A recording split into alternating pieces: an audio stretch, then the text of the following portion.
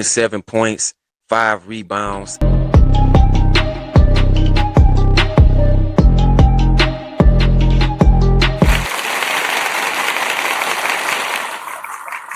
Welcome to Pelicans Flock Report, where I give you everything New Orleans Pelicans from a fan's perspective.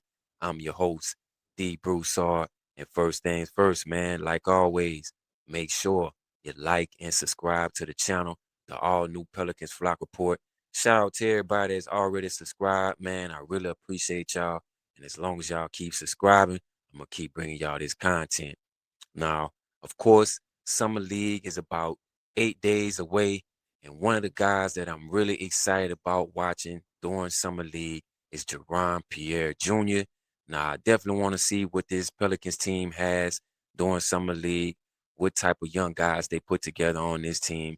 And I'm looking to see how a lot of these guys play. Obviously, God Shamgar is going to be the head coach of this Pelicans team. Now, God Shamgar is a guy who I spoke very highly about in one of my previous videos. You can go back on my channel and check out my video on God Shamgar. I definitely feel like God Shamgar is going to be a huge asset or a part of this Pelicans organization. And I'm excited that he's a part of the organization. Now, the Pelicans may have stolen a future star in Jaron Pierre Jr. Now, of course, the Pelicans drafted Jaron Pierre Jr. with their only pick in this year's draft. And once they drafted him, I kind of had to go and do my research, check out this kid, see what he can do, see what he has, and see why the Pelicans decided to draft this kid instead of drafting a center. And I kind of see why they did decide to go in that direction with Jaron. And one of the reasons why is elite scoring potential. Now, Jaron is capable of creating offense for himself and others and comfortable shooting from deep, the mid-range, and he loves to play above the rim and definitely has a lot of confidence and a mentality to be a scorer in the league. Now, the Pelicans have lacked with shooting the basketball this past season, so I definitely can see why the Pelicans decide to go with a guy like Jaron with the only pick in the draft, even though I feel like we still need some help in the front court. But I can see why the Pelicans want to go with a scorer, somebody that can put the ball in the basket and has a lot of potential going forward. Now, why he could be a draft steal, I really think many prospects, like I said, they get overlooked during the draft. It was a previous video where I spoke about the draft, in which I said that there's always talent in the draft. You know, even though guys aren't highly talked about or highly mentioned, it doesn't mean that there's no talent in the draft. Like there's talent in every draft. It's always going to be some guys that don't get talked about or get overlooked. You know, sometimes because of lack of exposure or they didn't play for a major D1 college, you know, things of that nature. So I feel like Jaron is one of those guys, you know, he played at SMU and, you know, he didn't play for like a Duke or Carolina or somewhere like that. So I feel like he was a little bit overlooked. And that's probably why he ended up going late in the second round. But I definitely feel like we were able to get a steal with this young kid. And I feel like Pierre definitely has a lot of tools to be an efficient NBA player going forward. So um, this is why I say, man, it's always talent in every draft. You know, you just never know who you can find in the draft if you do your homework and find what you're looking for. And I mean, that's the whole purpose of scouting in the NBA. You know, you go out, you scout players, and you see what players fit what you're trying to build on your team. And if they can make a difference for the franchise, then you pick them up. Now, I feel like Jaron is definitely gonna be a perfect fit for the Pelicans. Now, New Orleans definitely need um, young players who can provide scoring and shooting. Like I said, we lacked a whole lot shooting the basketball last season. So when you bring in a guy that can put the ball in the basket, that's always a good fit for the Pelicans. And not only just the Pelicans, but today's NBA, like you have to have shooting on your basketball team in today's NBA. Like, it's a must.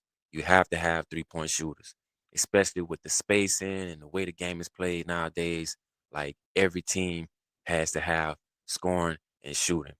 And I definitely feel like Jaron's offensive versatility could make him a valuable piece, especially going into the future, especially with this young core like Jeremiah Fizz, Derek Queen, Micah Peavy, Eve Misi, Carlo Makovic, guys like that.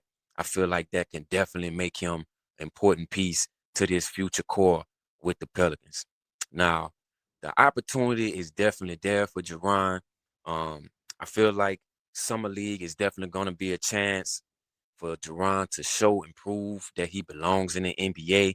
And I feel like if he has a strong performance in Summer League, it definitely will earn him um, a contract, maybe with the roster or maybe a two-way deal.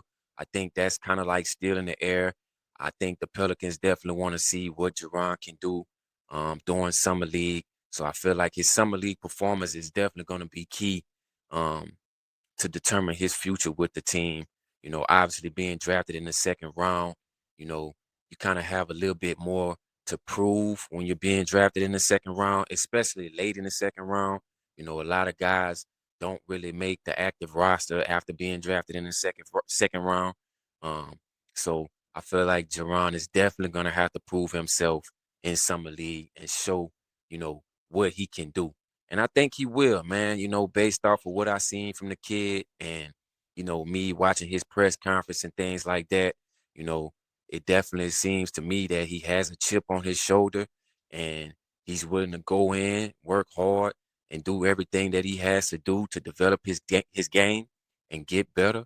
And I like guys like that, man. I like guys that come into the league and they have a chip on their shoulder and, they have a lot to prove when it comes to showing that they belong in the NBA. You look at guys like Draymond Green, uh, Jalen Brunson, who just won the championship. You look at Nikola Jokic. All these guys were drafted in the second round, and uh, they've all won championships. Draymond has several championships. Jalen winning this year. And of course, Nikola Jokic is, a multiple MVP, multiple All Star, not multiple champion, but he's won a championship. So, you know, guys in the second round, they're always gonna have something to prove. Going into the NBA, and I like guys that kind of get it out the mud. So I'm definitely looking forward to seeing Jerron, man, and seeing him play during summer league. And also another guy that I'm interested in watching, excuse me, is Sean Phillips. Now Sean was signed by the Pelicans summer league team. Sean is a 7-foot center. Played his college ball at Missouri. I watched a couple highlights on him, checked out his game, and I'm kind of looking forward to seeing him play as well, especially with the fact that the Pelicans still need a center, in my opinion, even though they re-signed DeAndre Jordan. I kind of feel like DeAndre Jordan to me is gonna be more like, I guess, like a coach. I'm sure he'll probably play, a little bit, but I don't think I don't I mean not Jerron. I don't think DeAndre Jordan is gonna be playing like 30 minutes a game, like he'll probably play, but you know, I feel like he was brought back more for mentorship and coaching and things like that. So I'm still feeling like this Pelicans team needs to add more to the front court. Um, so I'm looking forward to watching a guy like Sean Phillips and seeing what he does during summer league. And who's to say, that might earn him, a two-way contract, So definitely looking forward to that. Also, um, I'm looking forward to maybe Hunter Dickinson playing because I think Hunter Dickinson is going to be on this summer league team as well. I did watch Hunter Dickinson during the last few games of the season, and to me, it seemed like he was kind of lost out there. But I do kind of feel like Hunter Dickinson has some potential. He's definitely, you know, uh, a big body, 7-footer. He can space the floor. He had one game during um, the G League where he had like 30 plus rebounds. So I definitely see the potential in Hunter Dickinson. I feel like the potential is definitely there, but I feel like, it's gonna take some time. So I definitely want to see Hunter Dickinson. I want to see what he can do and if he's gotten better over the summer. So that's gonna be another guy I'm gonna be paying attention to. So can't wait for summer league to start, man. I'm looking forward to watching this team play. And yeah, man, I feel like Jaron Pierre Jr. is probably going to be a good player, man. I think he has a lot of potential to be a star in the league, man, especially with his athleticism, his scoring ability, and like I said, of course, he's coming into the league with a chip on his shoulder. So he's going to be hungry, man. He's going to be ready to eat. So um, I'm looking forward to seeing what he can do.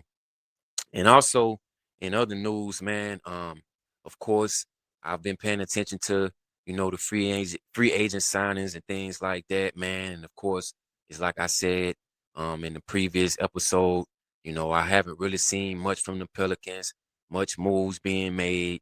So I kind of started thinking a little bit and I was like, man, with all the moves that's been made as far as the drafting and such, since Joe Dumars and Troy Weaver has been in office, it's kind of let me know that I think the Pelicans are kind of preparing for the future. Like we have a lot of guys, who have been in the league for a long period of time thus far, but I kind of sense that Joe Dumars and Troy Weaver are kind of going more towards the future, man. I just, from what I see, I mean, like I said, you bring in a guy like Jaron Pierre Jr., you have a young core already that's already developing. So from what I see, it's like I think the Pelicans' focus might be more on the future of the team and not right now. I feel like, um, based off of salaries and things of that nature, of course, you have to keep the players that you have that's on high contracts on the team if you cannot find a trade for these players. Obviously, like I said, Zion really doesn't have much of a trade market right now. Um, DeJounte Murray, I'm not really sure about his trade market. Of course, Jordan Poole, I spoke about him, you know, with that contract that he's currently on. I just don't feel like any teams are gonna take on his contract. Um, it's yet to be seen. If someone does, I'll definitely be surprised, like I said. But um, one thing I noticed about those three players in particular, who are really getting paid a lot of money, um, as far as DeJounte Murray, he'll be a free agent in 2028. And also Zion Williamson will be a free agent in 2028. And then you have Jordan Poole, who will be a free agent after this season. From what I looked up and read, Jordan Poole's contract, he's like on the last end of his contract. So I think the Pelicans are probably just going to sit on what they have right now and see, if maybe Zion could bring some trade value to himself, during the season next season, or maybe DeJounte Murray, because of course we didn't really see a whole lot of DeJounte Murray last season. We saw him pretty much at the end of the season. So, I feel like I think what they're doing is just kind of sitting on what they have to see maybe what they can get as far as the trade market next season, or maybe just let these contracts play out and continue bringing in younger guys that can kind of, set the tone for the future. Um, and when I think about it, I'm like, man, that's, to be honest, that's not really dumb. Like that's pretty smart. If you're a front office, like you know that you have a lot of contracts on, well, big contracts on the roster. You don't really have much cap space to really bring in somebody else. So I guess the best thing to do is sit on these contracts, allow these guys to go into next season, see what they can do, and see if around the trade deadline that uh like there's some interest in these guys around the trade deadline or during the season, and see what you can do and see what moves that you can make to try to create some cap space and try to gain some draft capital as well. So while you have what you have, you continue bringing in young guys that can possibly retool or build what you're looking to build with this team. So, in my opinion, man, I mean, I feel like it's smart, man, based off of what they have right now as far as salary cap and things of that nature. I just feel like it's not much that the Pelicans can do with what they have. So, they're doing what they can do based off of the situation that they're in. So that's just one way that I thought about it and I looked at it. So we'll see what happens. Obviously, free agency is still going on. Um, it's still some moves that could be possibly made.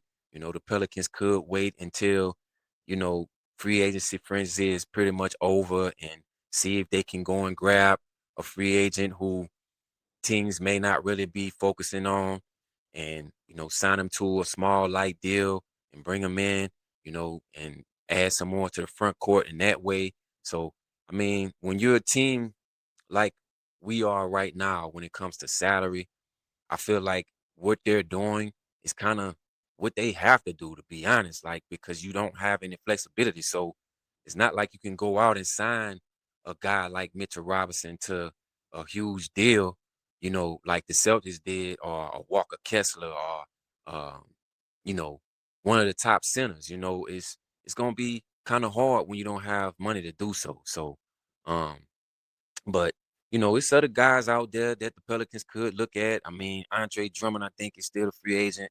Andre Drummond is, a veteran center, but he can bring some rebounding to the team because, Andre Drummond has always been a good rebounder. So, it's some other options that they can, look into based off what they have currently as far as flexibility. So, like I say, we'll see what happens, man. But Jaron Pierre Jr. is definitely a guy I'm gonna be looking at during summer league, man. And you know, like always, man, y'all make sure y'all like and subscribe to the channel, the all new Pelicans Flock Report, where I give you everything New Orleans Pelicans from a fan's perspective. I'm your host, D. Broussard. I'm out. Go Pels.